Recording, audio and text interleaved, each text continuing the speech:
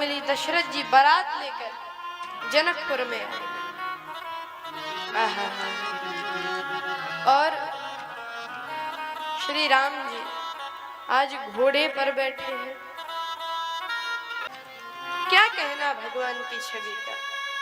जनकपुर में बड़े आनंद से विवाह हुआ, लेकिन विवाह में गाली सुनने तो मिलती है।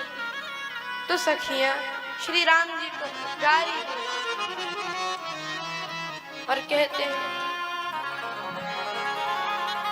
कि आपके यहाँ तो क्या है, बस जिसको भी पुत्र की आवश्यकता होती है वही गुरुदेव को बुलाता है, गुरुदेव यज्ञ कराते हैं और यज्ञ में अग्निदेव प्रकट हो, खीर का प्रसाद माताएं पान करें, बच्चों का जन्म हो जाए। तो लक्ष्मण जी बोले हमारे यहाँ तो फिर भी माताओं से जन्म होता है, आपके यहाँ तो इसकी भी जरूरत नहीं।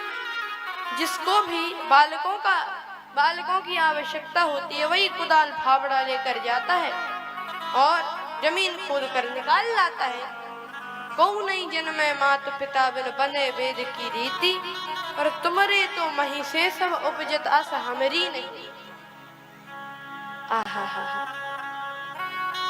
लेकिन सखियां कहती हैं किंतु जनकपुर समाचार सुन आ गए बिना बुलाए, बन बैठे मेहमान रघुबर राम लला। बिना बुलाए आए हो, बिना बुलाए मेहमान हो। तो लक्ष्मण जी बोले नहीं, चिट्ठी गई थी ऐसे नहीं आए। तो कहने लगे सखियां राम जी कहें तो माने, चिट्ठी गई थी। तो राम जी बोले सखियों की तरफ देखकर बोले नहीं गई थी। लक्ष्मण जी बोले कैसा? तो राम जी बोले नहीं गई थी। दोनों की बात रखी।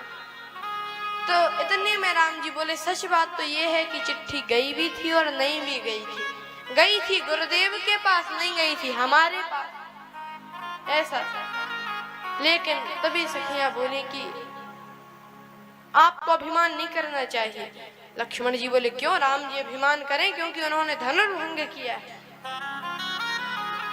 तो कहा कि राम जी कहें तो माने कि धनुर्भंग किया है। सखियों ने कहा कि बताओ प्रभु धनुर्भंग किया है। भगवान बोले बताओ। लक्ष्मण जी बोले बताओ प्रभु धनुर्भंग किया है, सच बोलने में तो कोई हर्ज नहीं। तो राम जी बोले नहीं हमने नहीं किया धनुर्भंग। कहा काहे बेइज्जती कराते हो, बोल तो दियो कम से कम कि धनुर्भंग हम नहीं किया है। कहा किया ही नहीं है। तो अच्छा कैसे नहीं किया? कहा हमारा उसमें कुछ नहीं है। वो तो विश्वामित्र समय शुभ जानिए, विश्वामित्र जी ने शुभ समय जाने। कहा कि अच्छा प्रभु तो फिर राजाओं से क्यों नहीं टूटा? कहा तब धनुष के टूटने का समय नहीं आया होगा, गुरुदेव ने हमें तभी पहुंचाया जब धनुष के टूटने का समय था। तो मिथिलावासी बोले नहीं ऐसा नहीं है। कहा कि एक एक मिथिला के वासी सकल सुकृत के राशि, सकल पुण्य संकल्प कर दिए सकल जनकपुर वासी। सबने अपने पुण्य दे दिए कि प्रभु बस इनका विवाह हो जाए, धनुष टूट जाए। सबने अपने पुण्य दे दिए, इसीलिए तो मिथिला वासियों की महिमा है।